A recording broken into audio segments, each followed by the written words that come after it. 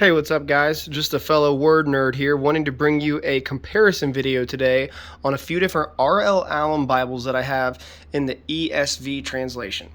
So these are three different ESVs done by three different binderies, same publishing company, R.L. Allan, and I just wanted to highlight some of the similarities, some of the differences, keep this video nice and short for you and informative to hopefully help you along in your journey of finding the right Bible for you. So with that all being said, let's jump right in. Over here on the left, first in the lineup, we have the Allan ESV1. This is bound by Ludlow, and it's in a natural grain black goatskin. Next, we have the New Classic Reader, the NC1 by R.L. Allan. This is bound by Charfleet, and it is in this beautiful black Highland goatskin. And last but not least in the lineup, we have the NC2, the New Classic Reader second edition. This is bound by Royal Jongbloed in the Netherlands, and it's in this petrol blue Mareva calfskin. So first look, you're probably going to notice that there's a size difference between these Bibles. It's one of the first things that's going to jump out. This ESV1 is slightly smaller than the other two, which means it's got a smaller font size. This is a 9-point font compared to the 10-point font in these two Bibles. And aside from the size of the Bible, you also have a difference in ribbon length. You have super long ribbons on the NC1. Second longest is going to be the ESV1 here, and then it looks like the NC2 has the shortest of three. Still plenty long. Some people end up even trimming these, but anyway, so ribbon lengths are a little bit different as well. But really, the main thing that pops out to me is the leather. The leather on the three are all different. So as you can see, this one has a little bit of a tighter knit kind of grain, a little more pebbly look on this natural grain compared to the long streaks in the leather of the Highland goatskin.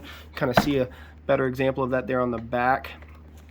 And the Mareva calfskin doesn't have a whole lot of grain and texture to it, but it's extremely smooth and very, very supple, very, very soft. I love the feel of the Mareva calfskin, and it still opens extremely flat, way before Genesis chapter 1, so still a great Bible. The spines are slightly different. You have a rounded spine on the ESV1, a pretty squared spine on the NC1, and a slightly rounded spine on the NC2. They all have these tooled spine hubs. The NC2 has two tooled lines around the perimeter. The other two only have one on the far outside of the perimeter here. And that's pretty much it on the outside of the Bibles that make these different. The insides, they all three are going to have the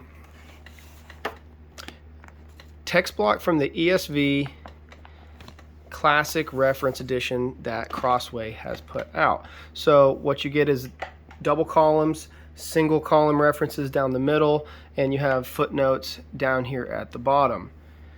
The other thing to mention of these three Bibles that is a big difference on the inside is the ESV1 is only has a concordance in the back compared to the New Classic Reader and the NC2, which not only have colored maps in the back, but have oops, I skipped them. But have these other resources in the back, like what Jerusalem looked like in the time of Christ, what the priest outfits look like, the different things that went into the tabernacle. Really cool resources here in the back of the Bible. So those are really the big differences between these three Bibles on the inside. Well, one other thing that's very important to mention as well is the ESV1 is a red letter text. So the NC1, NC2, both are black letter. Words of Christ are in black. The ESV1, they keep the words in red. So if that's something that's a big deal to you, that is something to keep in mind.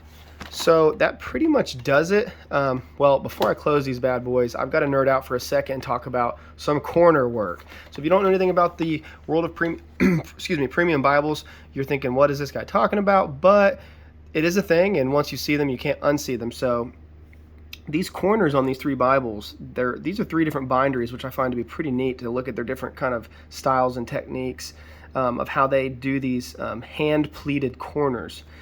The corners on these Ludlows, though, are arguably some of the best in the business. I mean, look how immaculate those are. Just very, very beautiful work on the corners. Royal Jongbloed does their thing slightly different on theirs.